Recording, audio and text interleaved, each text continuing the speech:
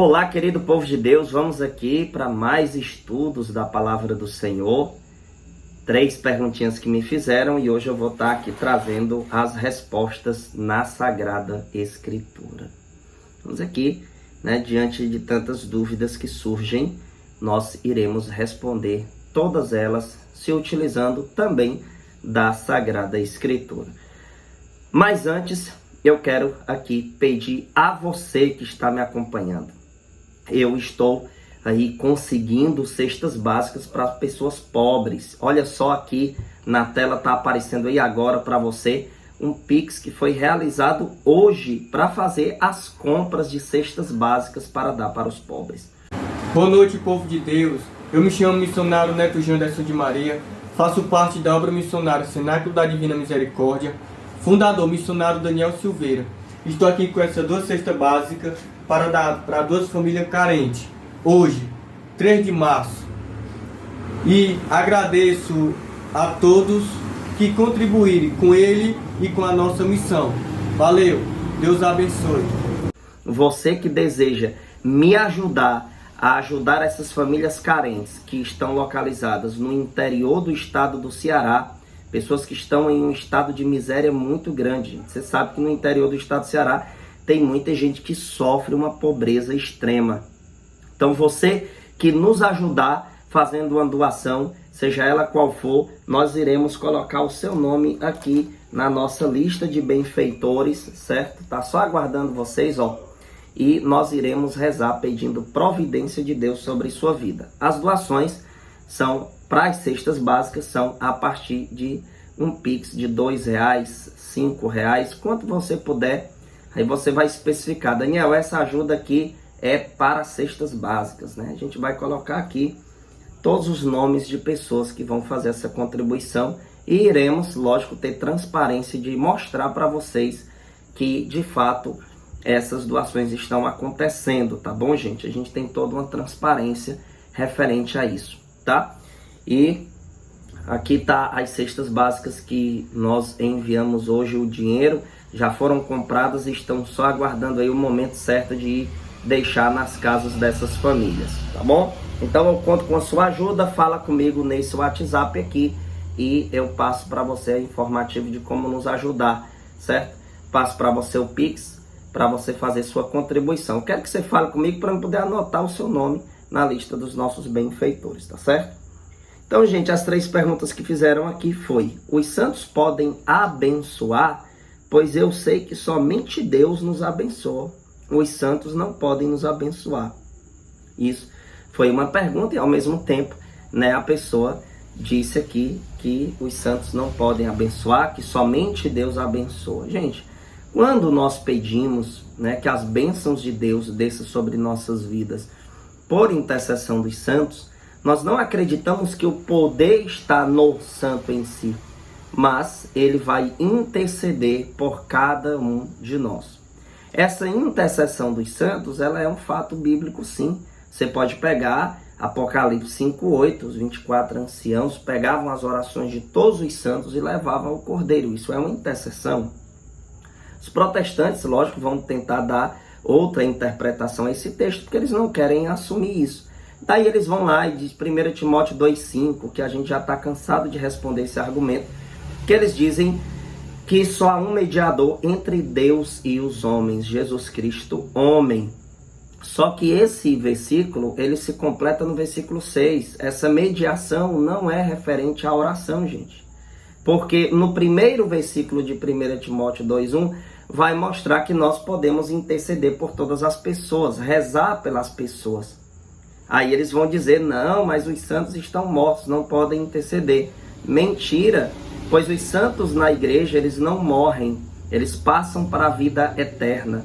A morte é apenas uma porta para a vida eterna, porque a palavra vai dizer que aquele que comunga Jesus Eucarístico jamais morrerá. Eu sou o pão vivo que desceu do céu.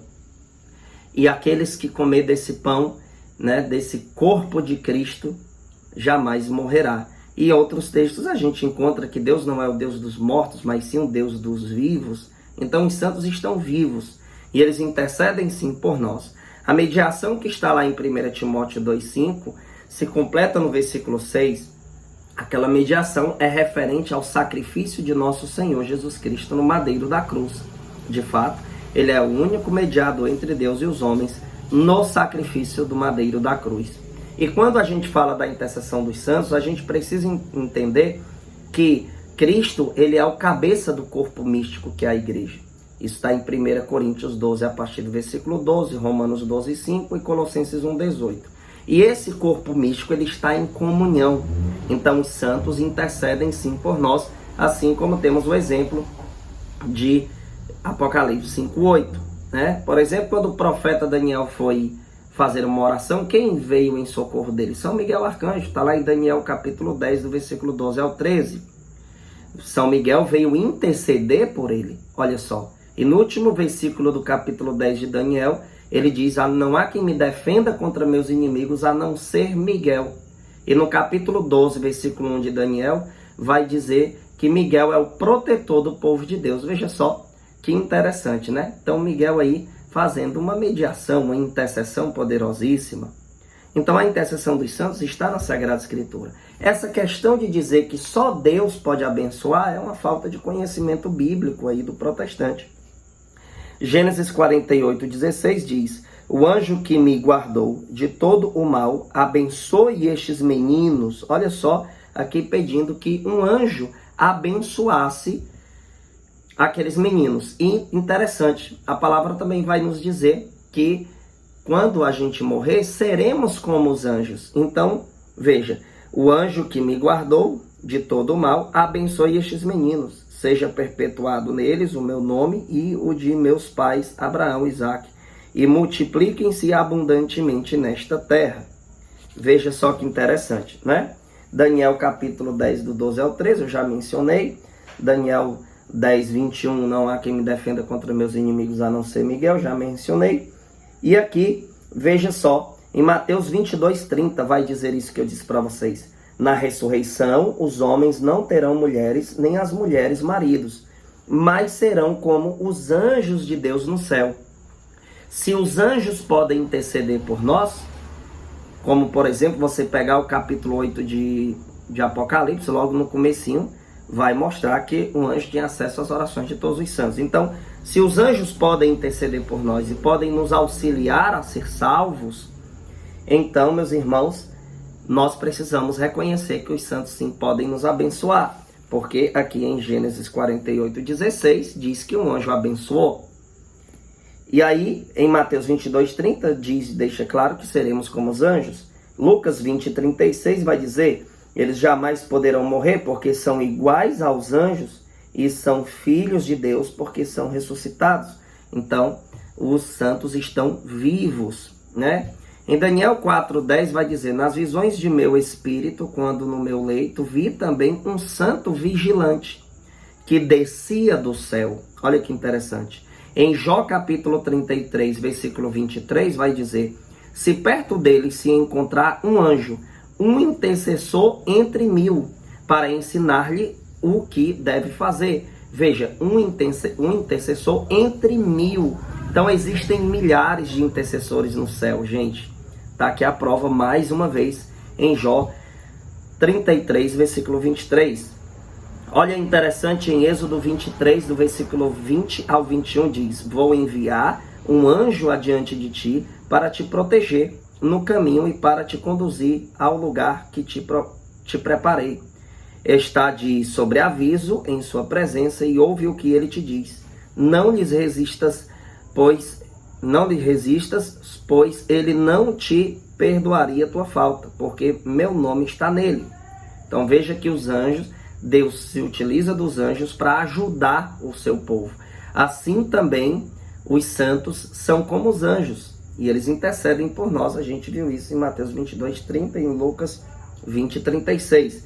E olha só aqui em Hebreus 1,14 que diz, não são todos, porque talvez alguém dizer, isso é Antigo Testamento, mas olha aqui no Novo. Não são todos os anjos espíritos a serviço de Deus, que lhes confia missões para o bem daqueles que devem herdar a salvação? Então, meus irmãos, são muitas as provas que os anjos são intercessores e que os santos quando partirem para a eternidade, serão como os anjos. Então, eles poderão interceder também. Veja só aqui em Zacarias, capítulo de número 1, do versículo 12 ao 14. Olha só o que diz aqui. O anjo do Senhor disse: Senhor dos exércitos, até quando ficareis insensível à sorte de Jerusalém e das cidades de Judá? Já faz 70 anos que estás irritado contra elas. O Senhor respondeu ao anjo que me falava e disse-lhe boas palavras cheias de consolação. E o anjo disse-me, veja, o anjo fez a ponte aqui, né? O anjo foi até Deus, falou o que tinha para falar e depois ele traz, ó. Olha só. E o anjo disse-me, proclama o seguinte: eis o que diz o Senhor dos exércitos. Estou animado de ardente amor por Jerusalém e por Sião, porém sumamente irritado contra as nações que vivem despreocupadas. Veja só, se você pega, ó, o anjo do Senhor disse, Senhor dos exércitos. Primeiro aqui, o anjo vai até Deus. Senhor dos exércitos, até quando ficareis insensível à sorte de Jerusalém e das cidades de Judá? Já faz 70 anos que estás irritado contra elas. E o Senhor respondeu ao anjo, olha só, que me falava, e disse-lhe boas palavras cheias de consolação. E o anjo disse-me. Então veja, o anjo foi, conversou com Deus, depois o anjo traz a mensagem de Deus para aquele homem. Então, aqui há uma grandiosa prova da intercessão, né, dos anjos, dos santos, as bênçãos que vêm até nós através deles. Então, há sim essa intercessão, tá bom? O magistério católico está na Bíblia? Lógico que está, né? Lógico que está. Se você pegar na Sagrada Escritura, por exemplo, Atos dos Apóstolos, capítulo 2, versículo 14, Pedro, então, pondo-se de pé em companhia dos 11, com voz forte lhes disse, homens da Judéia e vós todos que habitais em Jerusalém, seja-vos isto conhecido e prestai atenção às minhas palavras. Veja que Pedro vai lá, se coloca de pé e coloca moral na coisa, né? Atos capítulo 6, do 2 ao 3, vai dizer, por isso os 12 convocaram uma reunião dos discípulos e disseram, não é razoável que abandonemos a palavra de Deus para administrar. Portanto, irmãos, escolhei dentre vós 7 homens de boa reputação, cheios do Espírito Santo e de sabedoria, aos quais encarregaremos este ofício. Veja que o magistério é um ofício. Veja, o primeiro concílio foi convocado pelo magistério da igreja, Atos 15, 6, reuniram-se os apóstolos e os anciãos para tratar desta questão. Aonde é que existe concílio no protestantismo? Não tem, gente, como? Porque é um bocado de igreja, nenhuma está em unidade com a outra, não tem um magistério. Então o magistério católico está assim na Sagrada Escritura. Sobre a autoridade de Pedro, tanto que o mesmo se expressava, né, como um coordenador geral. Você vê, por exemplo, quando deu confusão, em Atos 15, versículo 7, vai dizer, ao fim de uma grande discussão, Pedro levantou-se e lhes disse, irmãos, vós sabeis que já há muito tempo Deus me escolheu dentre vós para que da minha boca os pagãos ouvissem a palavra do evangelho e crescem. Então veja só, e assim você pode usar Mateus capítulo 16, do 3 ao 19, 1 Coríntios 12, 28, que vai dizer que na igreja de Deus constitui primeiramente os apóstolos. Quem são os apóstolos hoje? Os bispos em comunhão com o Papa. Então tem a sucessão apostólica. Então o magistério está assim na Sagrada Escritura, e esse magistério é que é coluna e sustentáculo da verdade, pois é ele quem governa a Santa Igreja. 1 Timóteo 3,15 diz que a igreja é coluna e sustentáculo da verdade. Efésios 3,10 vai dizer, assim de hora em diante as dominações e as potestades celestes podem conhecer pela igreja a infinita diversidade da sabedoria divina. Então o conhecimento vem pela igreja. Então na Santa Igreja Católica existe o magistério, existe a Sagrada Tradição e a Sagrada Escritura. O magistério são os responsáveis para guiar o povo. Então é um só pastoreio, diferente do protestantismo, que são várias e várias denominações, não possui uma única liderança, não possui uma única hierarquia, e por isso que o protestantismo é uma grande confusão. O que não está na Bíblia é o protestantismo, certo? Até está quando fala dos falsos profetas, né? Veja só, se confessar com um padre, né, é bíblico isso, né? Tá na palavra de Deus a confissão. Gente, em João capítulo 20, do versículo 21 ao 23, vai dizer: disse-lhes outra vez, a paz esteja convosco. Como o Pai me enviou, assim também eu vos envio a vós. Depois dessas palavras, soprou sobre eles, dizendo-lhes: recebei o Espírito Santo. Aqueles a quem perdoardes os pecados, ser-lhe-ão perdoados. Aqueles a quem os retiverdes, ser-lhe-ão retidos. Então, quem vocês perdoar o pecado, vai estar perdoado. Quem não perdoar, a pessoa vai continuar com o pecado, vai ficar retido o pecado naquela pessoa. Então, aqui está a confissão.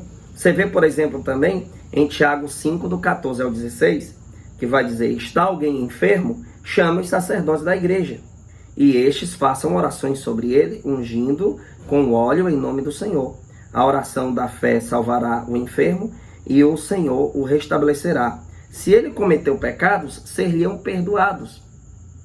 Confessai os vossos pecados uns aos outros, e orai uns pelos outros para serdes curados. A oração do justo tem grande eficácia. Então veja, tinha que chamar o sacerdote. Mas o protestante disse, todo mundo, na interpretação protestante, todo mundo é sacerdote. Não existe isso. Existe sim um sacerdote de ofício, sim. E aqui mostra que tinha que chamar o sacerdote. Se todo mundo era sacerdote, por que chamaram o sacerdote? Se aquelas pessoas que estavam ali já eram. Então teve que chamar o sacerdote. E um padre é um sacerdote. Muito protestante não sabe disso, mas é. E aí tinha que chamar ele para dar ali a extrema unção para um enfermo, e depois ainda disse para perdoar os pecados dele.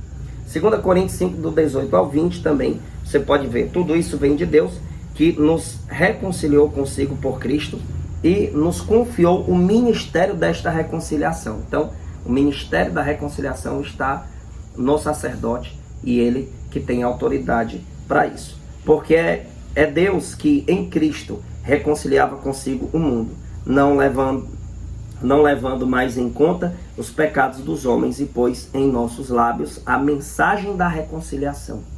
Portanto, desempenhamos o encargo de embaixadores em nome de Cristo, por isso que diz que o Padre é em persona Christi, e é Deus mesmo que exorta por nosso intermédio, olha aqui, por nosso intermédio, em nome de Cristo, vos rogamos, reconciliai-vos com Deus. Então aqui está a prova da confissão. É isso aí, gente.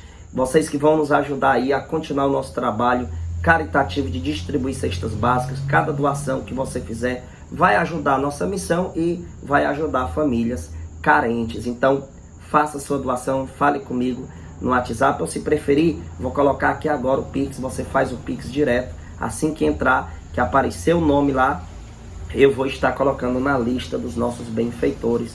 Contribua. Existem famílias precisando das nossas ações, tá certo? E você que ainda não comprou o nosso estudo bíblico em defesa da fé católica, entre em contato comigo aqui nesse WhatsApp que eu passo os preços para você. São 4 e-books, cada um custa R$10. Você vai ter um estudo bíblico maravilhoso para responder os ataques protestantes.